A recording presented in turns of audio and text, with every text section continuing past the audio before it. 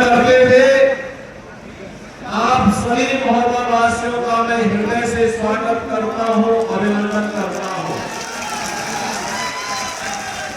बहनों भाइयों, मेरे लिए तो महोबा की भूमि ऐसे लगती है जैसे हमारी अपनी भूमि हो,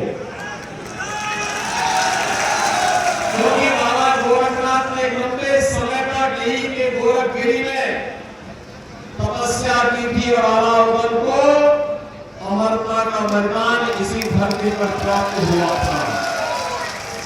और इसीलिए भारतीय जनता पार्टी की हमारी सरकार गोरखगिरी के पर्यटन विकास की संभावना को एक नई ऊंचाई तक पहुंचाने का काम कर रही है।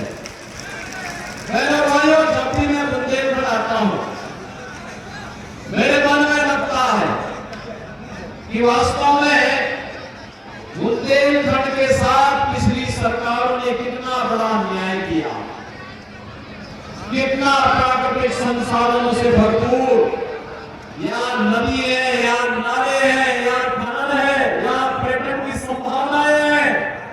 लेकिन कांग्रेस और समाजवादी पार्टी की सरकारों ने यहाँ पर माफिया तो पैदा किए थे, कोई खनन माफिया, कोई भू माफिया, कोई जंगल माफिया, कोई जंगल के डकैत।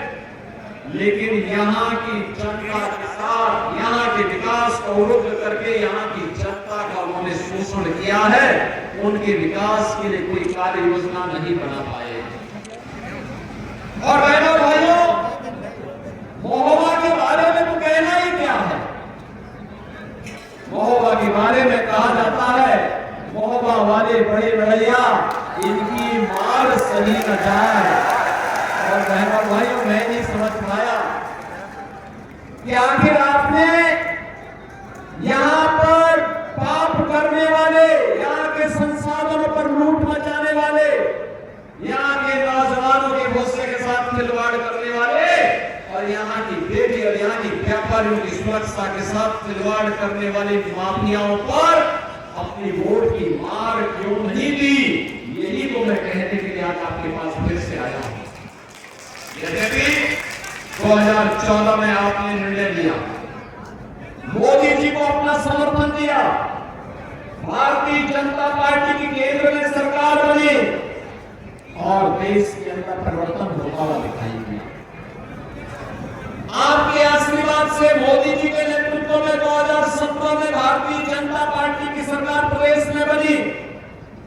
और जब मैं बुंदेलखंड के अपने पहले दौरे पर आया था, मेरे साथ हमारे जल शक्ति मंत्री श्री स्वतंत्र देव सिंह भी थे और तब यही पुष्पेंद्र चंदेल मुझे मिले थे, तब यही राकेश गोस्वामी मुझे मिले थे, यही गंगाचरण राजपूत मुझे मिले थे, यही रामकेश निषाद हमारा जिलाध्यक्ष था और यही सब लोग उस समय मुझे कहे थे कि बुंदेलखंड के लिए कुछ होगा। हमने कहा बुंदेलखंड के लिए वह करूंगा जो आने वाली पीढ़ियां याद करेगी। और बहनों भाइयों, आज मुझे अच्छा लगता है जब मैं बुंदेलखंड के अंदर बुंदेलखंड एक्सप्रेस को देखते हुए चलते हुए देखता हूँ, फरवाके से गाड़ियां यहाँ पर फराटा मरती है, तो मुझे लगता है कि हमारा बुंदेलखंड या विकास की ऊंचाइयों को छूने से कोई रोक नहीं सकता है। बहनों भाइयों, आज जब बुंदेलखंड में हर घर नल की योजना लागू होती है, मुझे भी लगता है कि मेरा बुंदेलखंड प्यासा नहीं रहेगा, क्योंकि यहाँ के हर घर में हम पानी पहुंचाएंगे, शुद्ध आरो का पानी पहुंचाने का काम करेंगे।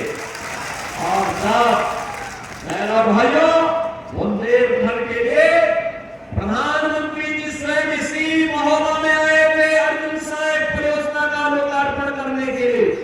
अर्जुन सहायक परियोजना, बतौली बांध परियोजना, बावली बांध परियोजना, भटगांव टिल्ली स्प्रिंकलर सिंचाई परियोजना का लोकार्पण प्रधानमंत्री जी के कर कमलों से हुआ। तब मैंने इस बात पर गौरव की अनुभूति की, अब मेरे बुंदेलखंड के खेत भी प्यासे नहीं रहेंगे, बल्कि उनकी कीमत बढ़ेगी। मेरे अन्नदाता किसान, हमारे बुंदेलखंड में भी लोग खुशहाल हो पाएंगे।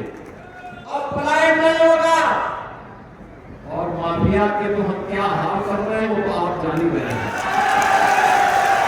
उसके बारे में मुझे लगता है